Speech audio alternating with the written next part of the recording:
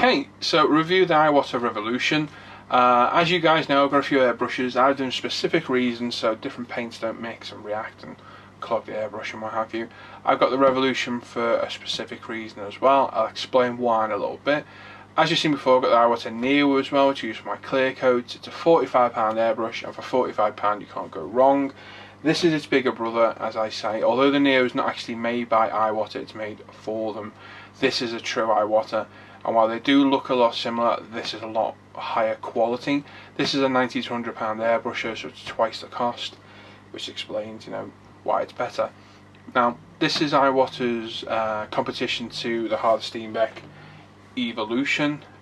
This is what they put in the same price bracket as it. If we open the box up, it's a nice box, nice attractive rubberized plastic box.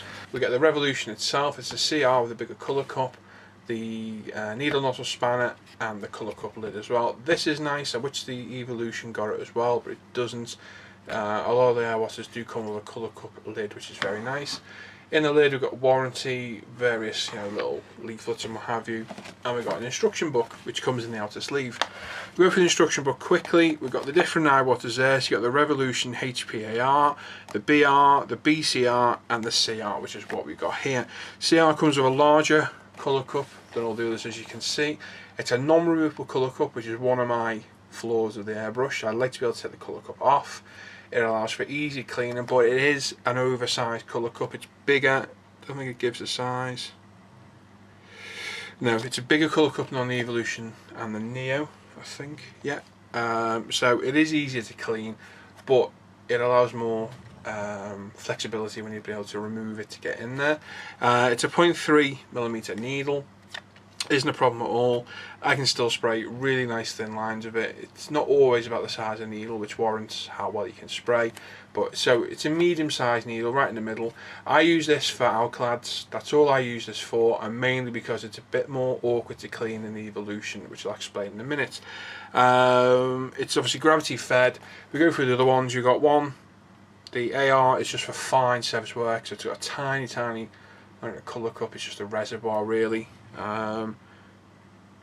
Just trying to figure out the size. There isn't any size on that. Then you've got the BR, which looks identical to the CR but with a smaller colour cup, and then you've got the bottom fed BCR. Not a fan of bottom fed airbrushes whatsoever. Absolute pain to clean. I don't think they work as well as gravity fed. I've said this before, so I steer totally clear of them. This is the one in general. So if we go through the instruction book, start at the beginning. Quality, value, and performance. It's 5-year guarantee on these, which is nice.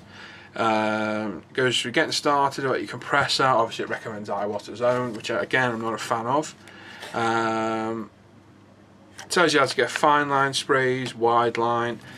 So it's basically tips on how to use the airbrush really.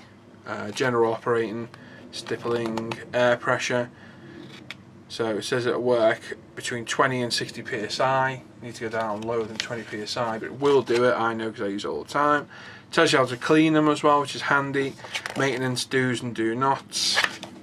Troubleshooting, which is always handy, but it's general information you can pick up on the net. Exploded diagrams showing you the needle nozzle replacement parts. 5-year guarantee, like I say, so that's good. I think it's lifetime on the harders though. So, well, if it's going to break, it's going to break. No guarantee's going to stop that. If it's after 5 years, you're a bit screwed though. Exploded diagram of the brushes. Each different one, not just a generic exploded diagram. It does go through each separate one, and the part names included with each one. So that's nice to have as well. And that's it basically. So there's instructions. Warranty is literally the start, and that'll be from is it the airbrush company? Yeah, the airbrush company is their importer. So you need to detach and send that off, as you can see I've done. As always, and it's actually a 10-year warranty. That's even better. So I may fill that in and send that off actually, so I'll leave that out. So 10-year warranty is good. I think a lifetime warranty in the UK is only 10 years technically anyway, legally, so it's about the same. Airbrush, very nice airbrush, very well chrome plated. As I say, you got the oversized colour cup, which is compared to the Evolution, is quite a bit bigger. It's a wider wider bottom at the bottom as well. This was the same colour as this originally, but it's been used that much I've taken all the nickel coating off the colour cup, so they might look different, but they were the same colour to begin with. That is my benchmark airbrush. It's my favourite one. I compare everything to that, and I'm yet to find a better airbrush for the money than that. So I compare this to that, you know why. So double action airbrush, are down for back for paint. Like I say, it's very nicely chromed, very high quality finish. Trigger action's nice and precise, as too is the cutting back for the air paint as well. Back end of the airbrush, you've got the needle chuck, 0.3 needle like I say, and nice touch. You can adjust the tension on the pulling back for paint, which you can't do on the Evolution. It's a set pressure, although I've never seen any reason to adjust it, and I haven't on my Neo or this at all, but it's still nice to have there, so you can make it harder or softer to pull back.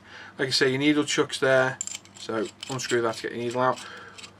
So 3 major flaws on this for me. 1, colour cup's not removable. The needle can't be pulled out through the front unless you take the needle nozzle out, which you don't always want to do. And the main point for me is that needle chuck at the front, which I'll show you now. So on this, you take the needle cover off. There's your needle and the needle nozzle as well. Sorry, forgot what it was called then. Spanner involved, same as the Neo. Undo it, unscrew it, off it comes. It's a very fiddly little part, and on the Neo it's very easy to break.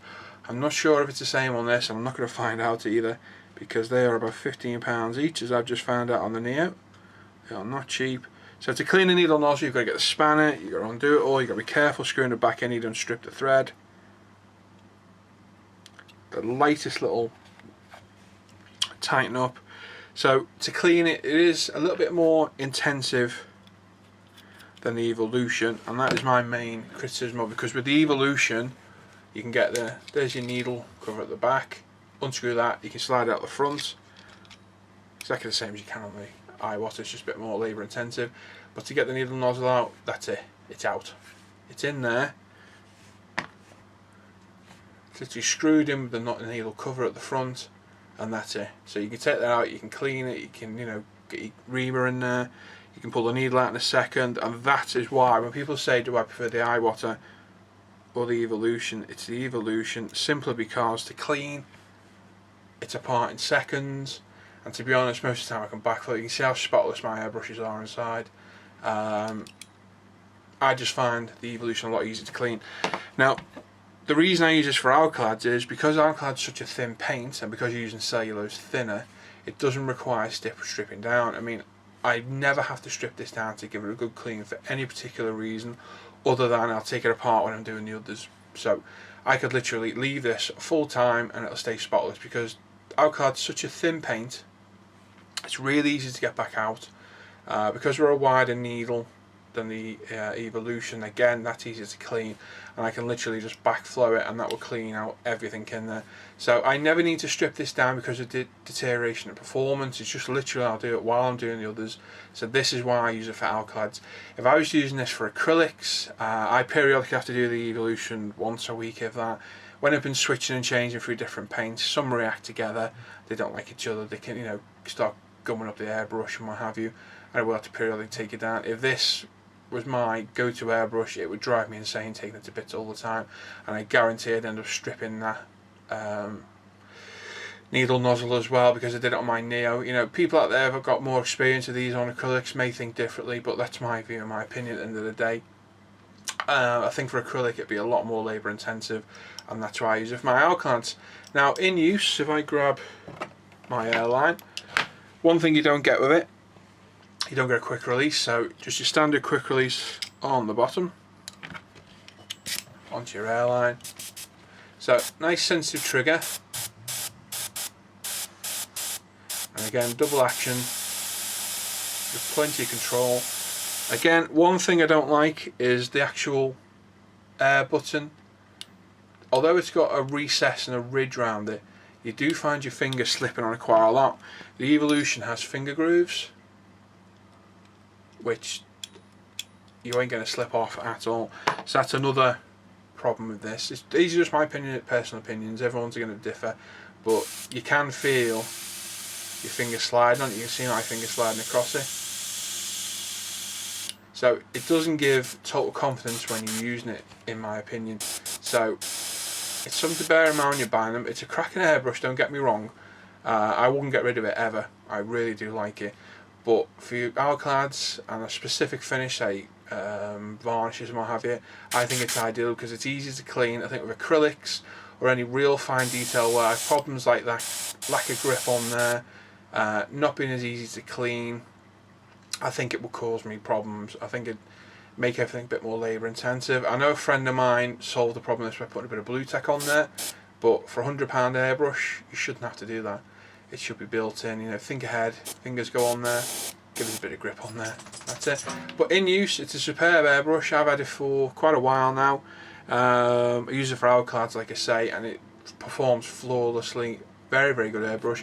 And like I say, the instructions say down to 20 psi. I've had it down to 12 because that's my normal alclad spraying pressure, and no problems whatsoever there at all. So if you're looking for a second airbrush or even a first, don't be put off by my comment. You know, try it with acrylics. It just, with being used to Evolution, I think it'd drive me around the bend having to strip it the way it is. If you bought this or an Evolution, you're not going to go wrong, but you won't beat an Evolution over this all day long. Good airbrush, like I say, £1,900. Well worth looking at if you're looking for a second airbrush for, say, alclads or clear coats and what have you. And that's it. So there's my review of the Revolution. Hope you like that, and I'll see you on the forums. Right.